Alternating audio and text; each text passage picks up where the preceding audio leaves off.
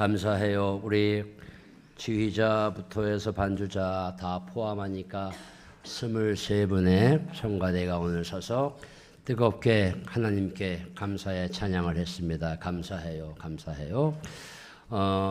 오늘은 맥주감사 주일입니다. 다 아시는 바와 같이 맥주감사 주일인데 오늘도 말씀으로 큰 은혜의 시간이 되시기를 축원합니다. 범사에 감사하시기를 축원합니다. 내 영혼이 잘 되고 범사가 잘 되시기를 축원합니다. 말씀을 전하겠습니다. 이스라엘에는 세 개의 명절, 세 개의 3대 절기가 있습니다. 첫 번째는 유월절이라고 하는 절기가 있죠. 여러분들이 아시는 바와 같이 유월절은 이스라엘 백성이 애굽에서 극적으로 하나님의 도우심으로 해방되었다. 해방절입니다. 해방절.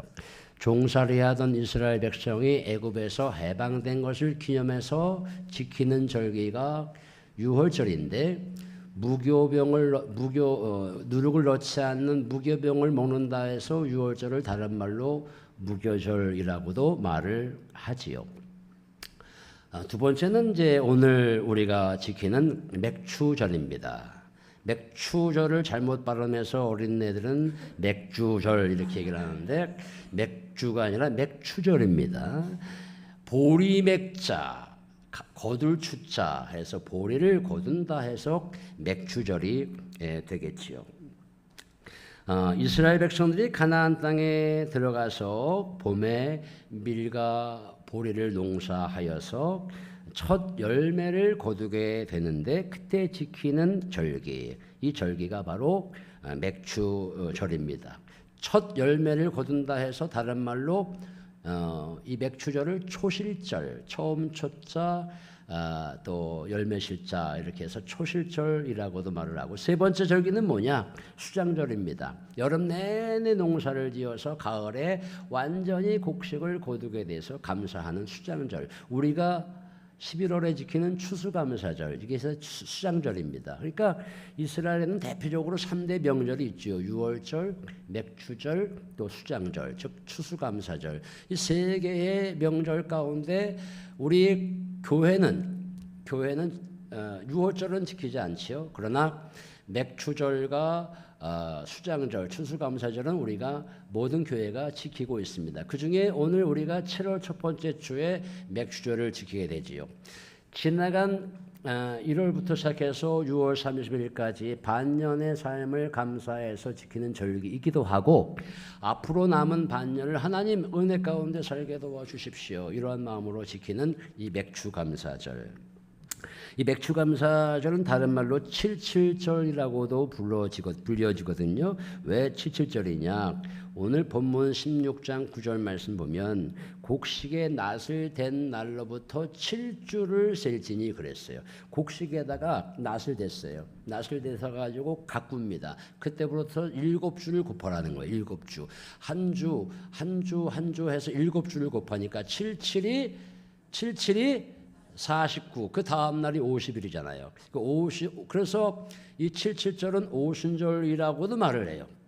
이 맥추감사절은 여러 가지 다른 또 그 상징적인 견해로도 발견되고 있는데, 이스라엘 백성이 애굽에서 나와서 홍해강을 건너서 시내산에 가서 시내산에서 모세가 하나님께 율법을 받죠. 그 율법을 받은 것이 50일째 되기 때문에 그것을 기념하여 오순절이라고도 얘기를 하고, 예수님께서 승천하신 후에 6월절 지나서 50일째 되는 해, 우리가 지난번에 사도행전 2장 말씀 본 것처럼 50일째 되는 해 마가다락방에 성령이 뜨겁게 강림하셔서 성령 강림절, 오순절, 교회 탄생주일, 이렇게 우리가 지칭을 하게 되지요. 그러니까 맥추절은 칠칠절, 초실절, 또 뭐 오순절, 뭐 이런 의미로, 이런 단어로 사용되기도 합니다. 아무튼 우리가 지키는 이 맥추감사절은 이스라엘 백성들이 가나안 땅에 들어갔는데 열심히 노동해서 첫 수확을 하게 돼서 첫수확을 하게 되었는데, 이 모든 것은 무엇다?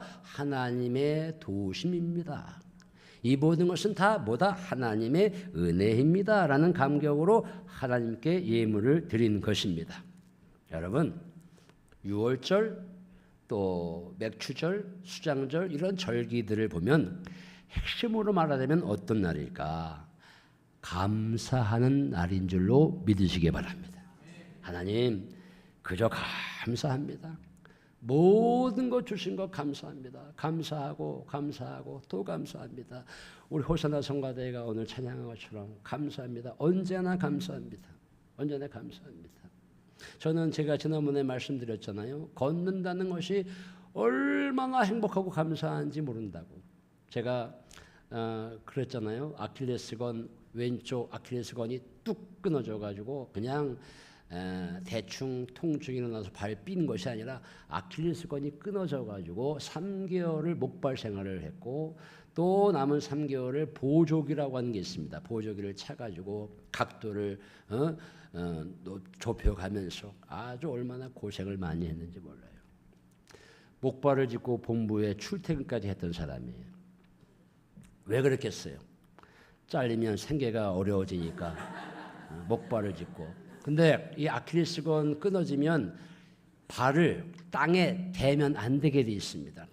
이 아킬레스건이 회복될 때까지는, 웬만큼 붙을 때까지는 땅에 절대로 대면 안 돼. 이 목발을 짚고 가면서도 발 한쪽을 땅에 대지 못한다는 것은 엄청나게 어렵습니다. 계단 층기 올라갈 때 이거 발 한쪽 안 대고 목발 짚고 올라가는 거 굉장히 어렵습니다. 저는 무엇을 느꼈느냐? 우리 여기 연세되신 연로하신 분들 다 걸으실 때 얼마나 힘드세요. 그런데 걷는다는 것이 참으로 감사하고 행복한 거다. 야, 사람이 걷는다는 것이 목발을 짚고 가는데 막 뛰어가는 사람, 걸어가는 사람 평상시에는 전혀 못 느꼈지만 목발을 짚고 가는데 막 뛰어가는 사람, 뭐 횡단보도 막 뛰어가는 사람 보면서 아이고 너무너무 행복해 보인다. 아, 내가 걷는 곳 자체가 감사한 것이구나, 이렇게 제가 느끼게 됩니다. 복음성가 중에 제가 좋아하는 그 복음성가가 있다면 날 구원하신 주 감사, 날 구원하신 주 감사, 모든 것 주신 감사. 장미꽃가 길가에 장미 감사, 장미 가시도 감사. 장미꽃에도 감사하지만 가시에도 감사합니다. 사람이 어떻게 가시에도 감사할 수 있을까? 그럴 수가 있지요. 여러분 더우시지요? 감사하세요. 저 여기 조명이 있는 여는 저는 더 뜨겁습니다. 그러니까 여러분 덜 뜨거우신 거예요. 선풍기 2대 가지고 지금 마구마구 돌려대고 있어요. 여러분들이 더워도 감사, 날 추운 것을 생각하면 지금 이 날 더운 것도 감사해야 되겠다, 이렇게 생각하시라는 거예요. 저 오늘 김숙자 권사님이 안내위원 쓰시는데 그랬어요. 아유 권사님 감사합니다. 이 더운 날 안내위원 쓰셔가지고 감사합니다. 여러분 들어오실 때 안내위원 볼 때 이렇게 하고 들어오잖아요. 이렇게 하고 뭐 감사합니다 말은 하고 들어오십니까? 그냥 이렇게 하고. 우리가 들어올 때 안내위원에게 아유 감사합니다. 이 더운 여름에 애쓰십니다. 그런데 그냥 애쓰십니다 그러지 말고 감사합니다. 감사합니다. 애쓴다가 뭐예요? 애쓴다가 감사합니다. 감사합니다. 그러셔야죠. 목사님이 설교하고 어떤 목사님이 설교하고 이렇게 말씀을 전하고 예배를 마치고 나갈 때 인사를 하잖아요. 다 인사하면 목사님한테 뭐라고 인사를 해야 되겠어요? 성가대에서 봐도 대답해 보세요. 뭐라고 인사를 해야 되겠어요? 네? 네? 참 은혜 받았습니다. 은혜 받았습니다라고 인사하는 사람 제가 찾아볼 수가 없어. 어떤 분은 욕 받습니다. 뭐 욕을 봐, 욕을 보긴. 욕 받다는 건 고생했다는 거거든요.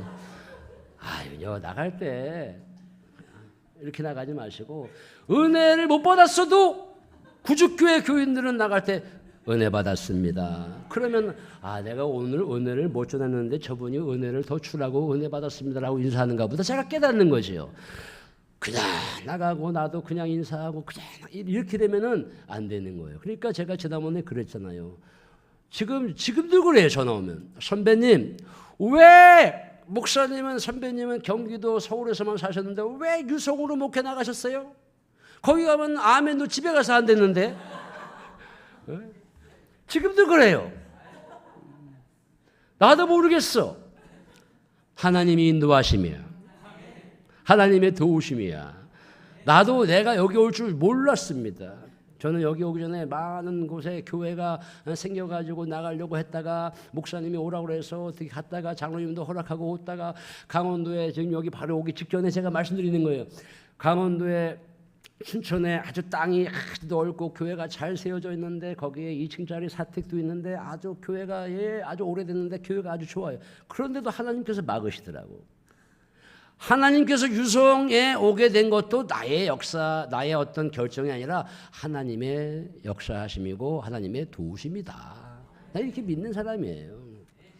언제까지가 되는지 모르겠지만 하나님께서 하라고 하는 그때까지 우리 목사 부부가 하는 거지요. 그러니까 항상 감사하는 거예요.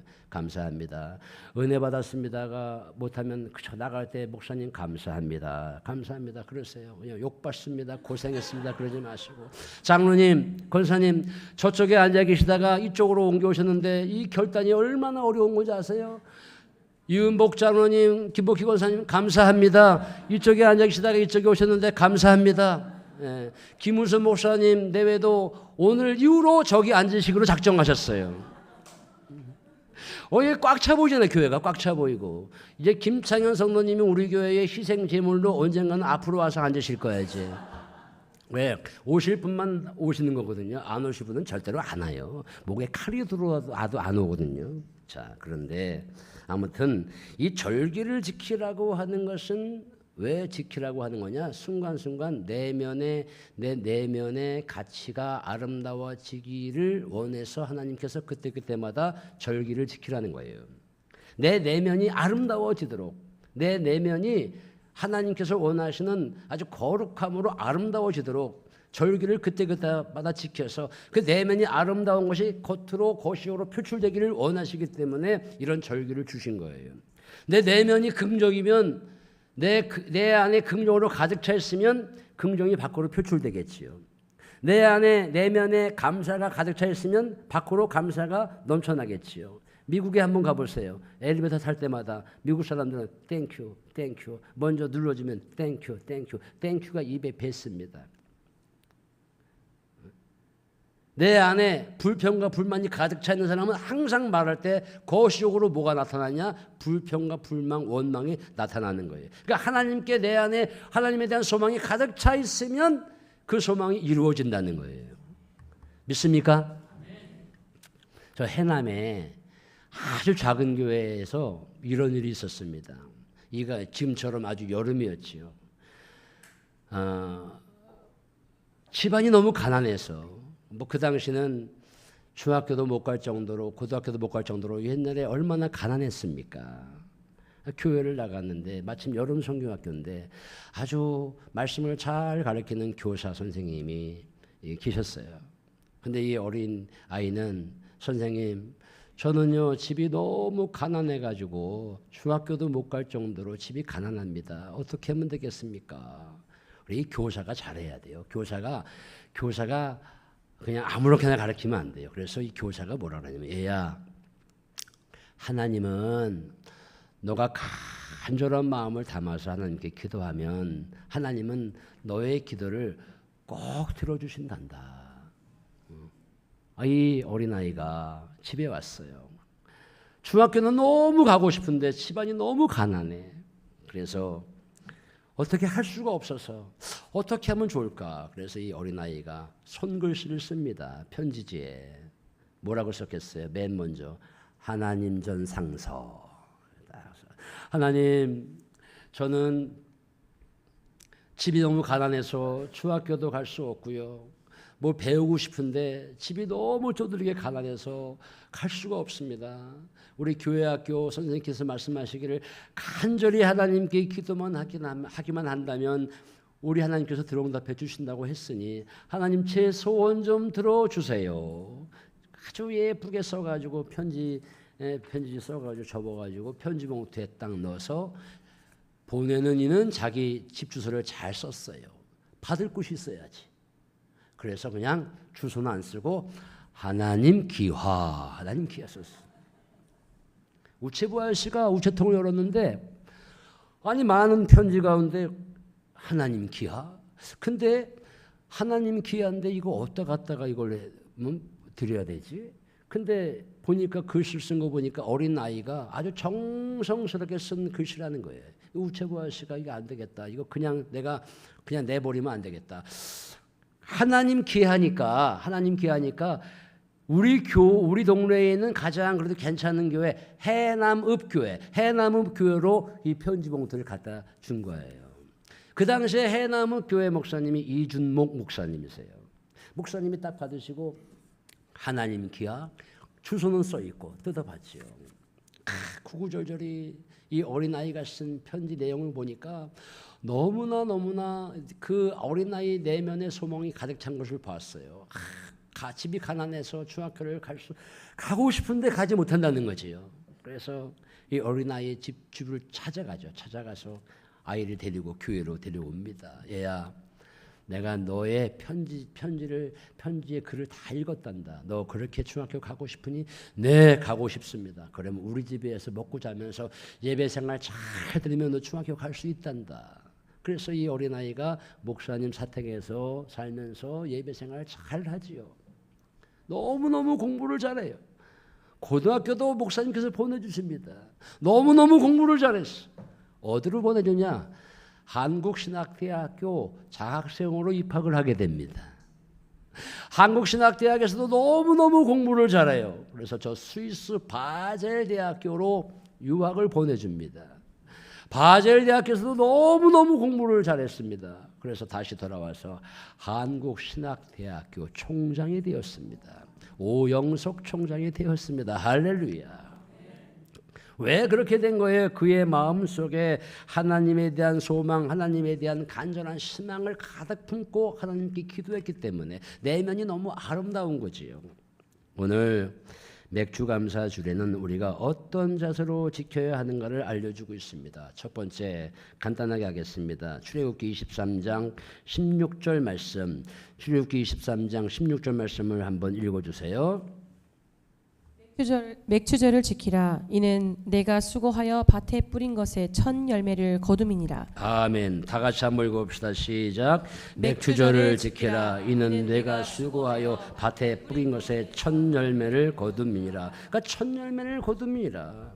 자, 여러분 구약 레위기 23장 10절 말씀 함께 한 목소리로 한번 읽어보겠습니다. 오늘 본문 말씀은 아닙니다만은 구약 성경 레위기 23장 10절 말씀 시작.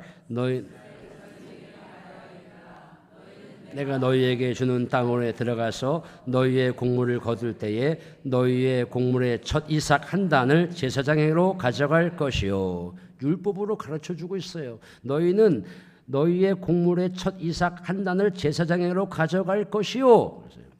첫 열매를 드리는 거룩한 날이구나. 우리 교회도 이은복 장로님, 문영주 권사님, 구선혜 권사님, 또 박명수 권사님, 현영수 권사님 농사를 이렇게 지시면 첫 열매를 갖다가 목사님 자십시오, 제사장 드십시오. 아름다운 그런 아주 이쁜 마음을 간직하고 있지요. 저 춘천의 광장교회에 아주 유명한 장로님이 계신데 제가 그분의 간증을 들었댔습니다. 그분은 목욕탕을 운영하시는 장로님이신데 매일매일 첫 번째 손님의 목욕값은 하나님께 드린다. 첫 열매로. 매일매일 첫 번째 들어오는 그 손님의 그 목욕값은 하나님께 드린다. 그래서 매주마다 드리는 거예요. 이것을 들은 강남의 모 권사님이 그래 나도 첫 열매를 드려야지. 그래서 강남의 모 권사님이 양말부터 해서 이렇게 뭐 팬티부터 해서 작은 것부터 팔고 비싼 것까지 파는 그 양말이 팔을 때는 첫 열매네 감사해요. 어느 날 처음에 온 손님이 옷을 사갔는데 100만 원짜리 옷을 사갔어요. 이 100만 원짜리 옷을 첫 열매 드릴까 말까 하다가 고민하면서 이거 드려야 되나 말아야 되나 이런 일도 있었다고 그래요. 광장교회 그 장로님은 첫 번째 손님의 것을 하나님께 드렸다는 것이지요. 우리는 요즘에 보리와 밀농사를 하지 않습니다. 맥주감사절은 어떤 의미예요? 아까 제가 전에 말씀드린 것처럼 1년 중에 반년을 하나님의 은혜와 사랑으로 보내게 도와주신 것 감사합니다. 이런 마음으로 우리가 맥추감사절을 지키고 있는 것입니다. 여러분 1년 중에 지금까지 지내온 것이 하나님의 은혜라고 믿으십니까? 믿으십니까? 네, 하나님의 은혜인 줄로 믿습니다. 두 번째는 맥추감사절은 하나님께 예물을 드릴 때에 자원하여 감사드리라. 자원하여 감사드리라. 고린도후서 9장 7절 말씀에서는 이런 말씀이 있습니다. 각각 그 마음에 정한 대로 할 것이요 인색함으로나 억지로 하지 말지니 하나님은 즐겨내는 자를 사랑하시느니라. 하나님은 억지로가 아니라 즐거운 마음으로 내는 자를 사랑하시느니라. 출애굽기 36장 1절로 7절 말씀 보면 이런 말씀이 있습니다. 모세가 광야에 성막을 세우는데 모세가 광야에 하나님께 예배를 드릴 쳐서 성막을 세우는데 부살렐과 오홀리압을 세워서 쓰임받게 하고 성막을 아름답게 꾸밉니다. 광야에서 하나님께 예배를 드리고 싶었는데 마침 하나님께서 큰 은혜를 주셔서 성막을 세우게 된 거예요. 성막을 세울 때 들어갈 여러 가지 재료들이 얼마나 많이 있습니까? 부살렐과 오홀리압이 하나님의 쓰임받아서 성막을 짓고 도왔는데 거기에 많은 사람들이 하나님께 자원해서 예물을 갖다 바쳤다고 그랬어요. 너무나 예물이 많아서 모세가 중지 그만 가져오시오. 그때 왜 자원해서 예물을 드렸을까? 광야에서 하나님께 예배드린다는 것이 너무나 감격하고 너무나 기쁘고 너무나 고마웠기 때문에 자원하여 예물을 드렸다는 거예요. 오늘 본문 신명기 16장 10절 말씀을 읽어드리겠습니다. 내 하나님 여호와 앞에서 7절을 지키되 내 하나님 여호와께서 내게 복 주신 대로 내 힘을 헤아려 자원하는 예물을 드리고. 여러분 우리 방송실에서 16장 10절 말씀을 한번 띄워주십시오. 신명기 16장 10절 말씀 우리 다 같이 한번 읽어보겠습니다. 시작. 내 하나님 여호와 앞에 7절을 지키되 내 하나님 여호와께서 내게 복 주신 대로 내 힘을 헤아려 자원하는 예물을 드리고 내게 복을 주신 대로. 복을 많이 받았으면 많이 하나님께 드리라고 하는 것이고 복을 적게 받았으면 적은 대로 드려서 너의 힘을 헤아려서 자원하는 마음으로 하나님께 드려라. 제가 정릉교회에서 목회할 때 어떤 청년이 그랬었어요. 열심히 직장 취업 가기만을 꿈꾸다가 하나님의 은혜로 취업을 하게 된 거예요. 직장을 들어가게 된 거예요. 하나님 감사합니다. 보니까 이 청년이 처음에 하나님의 은혜로 직장 취업을 하게 되었으니 얼마나 감사해요. 그래서 첫 월급을 하나님께 고스란히 가져와서 하나님께 예물을 드린 것입니다. 그 청년 지금도 직장생활 잘하고요. 믿음생활 잘하고요. 하나님께서 그 청년을 가는 곳곳마다 하나님께서 큰 은혜를 주시는 것을 제가 믿고 있습니다. 우리 자녀들, 우리 목사 부부가 항상 우리 아이들 어렸을 때부터 야 너희들 감사임을 하라. 너희들 각자 이름으로 각각 봉투에 담아서 11조임을 드리고 감사임을 드리고 너희들 둘이 손잡고 천국 가는 게 아니니까 각자 예물을 봉투에 넣어서 하나님께 드려라. 하나님께서 너희들 복 주신 대로 큰 사람으로 만들어 주실 거다. 여러분 헌금 얘기를 하는 게 아닙니다. 복 주신 대로 내가 하나님께 간절히 자원한 예물을 드리면 하나님께서 그렇게 풍성하게 채워주신다는 거예요. 이 믿음을 간직하시기를 주님의 이름으로 축원을 드립니다. 마지막으로 신명기 16장 11절 말씀 또 한번 함께 읽도록 하겠습니다. 신명기 16장 11절 시작. 내 자녀와 노비와 내 성중에 있는 레위인과 및 너희 중에 있는 객과 고아와 가부가 함께 내 하나님 여호와께서 자기 이름을 두시려고 택하신 곳에서 내 하나님 여호와 앞에서 즐거워할지니라. 아멘. 이것은요 하나님께서 명령하신 것입니다. 무엇을 명령한 것이냐? 절기는 잘 들으십시오. 절기는 나만 즐거워하라는 것이 아니라 모든 이들과 함께 즐거워하라는 것입니다.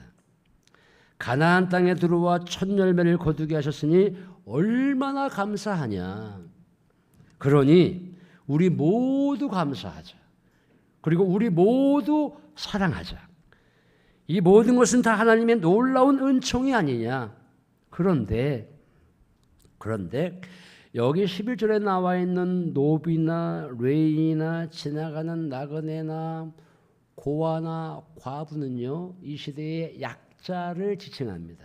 약자.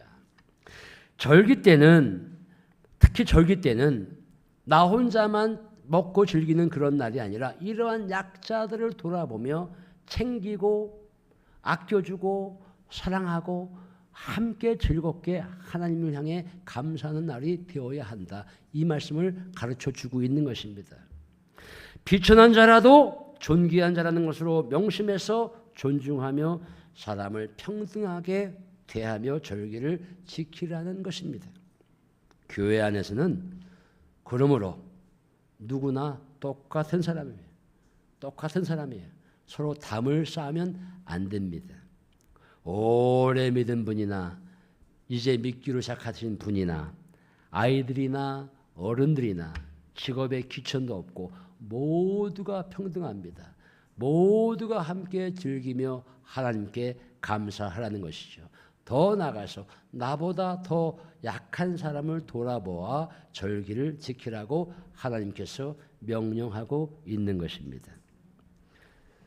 말씀을 맺겠습니다. 이 맥주절에 양식과 열매를 허락하신 하나님께 감사하시기를 주님의 이름으로 축원을 드립니다.